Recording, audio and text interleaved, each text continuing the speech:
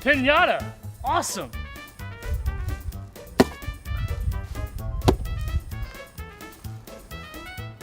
That's not gonna work.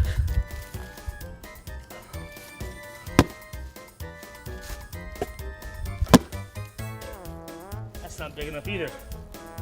What can I use? Here we go. What are you doing? What's it look like I'm doing? I'm gonna take out the Death Star, man. Hey, whoa. You're gonna take out the Death Star pinata with that? Well, what do you want me to use? You need a pinata stick. And not just any pinata stick, you need a lightsaber. A lightsaber? Oh yeah. Sick! Come on, I'll show you how to make one.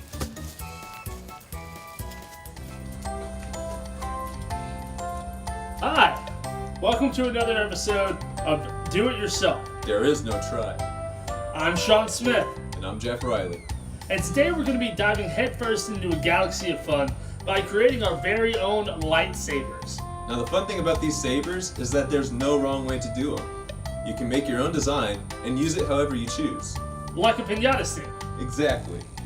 Let's go ahead and dive into the materials we're going to be needing today. We'll need a 3-foot wooden pole, or as many as you need, and these are available at any arts and crafts store or home supply store. Various acrylic paints with foam brushes. You can get these also at any art supply store.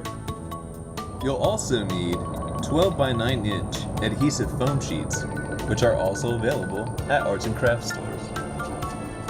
Various colored duct tapes for the hilts. Black and silver and gold tend to be the most popular. A pair of household scissors. For your lightsabers accessories, you can go to any arts and crafts supply store and get wooden plates and adhesive jewelry. You will also need a hot glue gun. Be sure to have extra glue sticks, just in case you need them.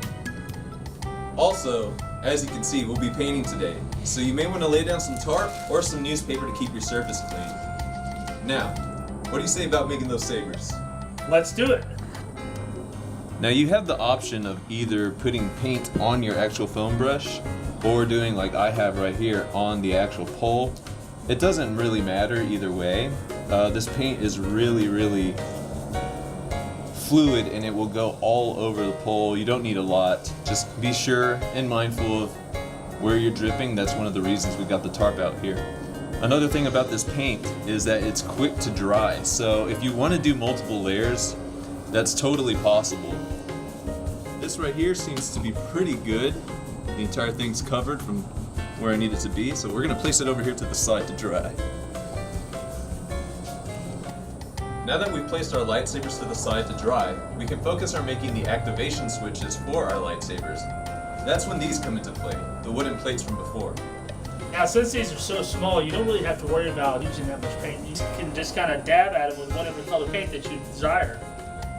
Alright, so now while we're waiting on everything else to dry, we're going to go ahead and get started on making our hilts. So what you're going to need is you're going to go ahead and take your foam sheets here and your scissors. Now be careful when you're cutting with these scissors, they are very sharp. When you're cutting into the foam sheets, be sure to cut on the short end. That's because the stick we have isn't as long as we really think. So the shorter it is on the hilt, the longer the saber may actually look. Also, when you're cutting into them, try not to cut the edges of this. Try to go more towards the center, and this will act as where you can place your fingers on the grip. Also, be sure not to take the adhesive off before you start cutting. Otherwise, the stickiness will stick to the blade of the scissor, and it will just make cutting a lot more difficult.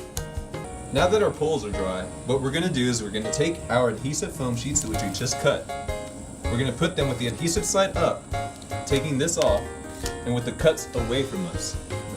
Now you're going to take this and place the part that you didn't paint directly on the edge. Place it down firmly, and slowly we're going to begin rolling it forward. Now you're going to see exactly why we made this cut right here. It's going to be so evident. And as you can see, it's starting to look like a lightsaber, isn't it? There you have the skeleton basically for your hilt. And that's what the duct tape is for exactly. We're going to duct tape whatever colors we desire on our lightsabers in just a moment. You don't need a lot of tape. As you can see, this isn't too thick all the way around. Maybe 4 to 6 inches will do. Place it firmly and slowly just turn around. And as you can see, that already covered the entire metal section. It's really looking good already. Now that our sabers are painted and the hilt has been put on with duct tape, we're finally going to get to the hot glue. Now, just a small dab will do. And remember, it's really hot, so be careful not to get it on your fingers. You can place it anywhere you want to. Well, all of our hard work, or should I say fun work, is done, and we have ourselves some lightsabers. You mean pinata sticks? Alright. Let's go! Alright, that's all the time we have for today. Until next time, I'm Sean Smith for the dark side. I'm Jeff Riley for the light side. This has been Do It Yourself. There is no try. Let's go save the galaxy.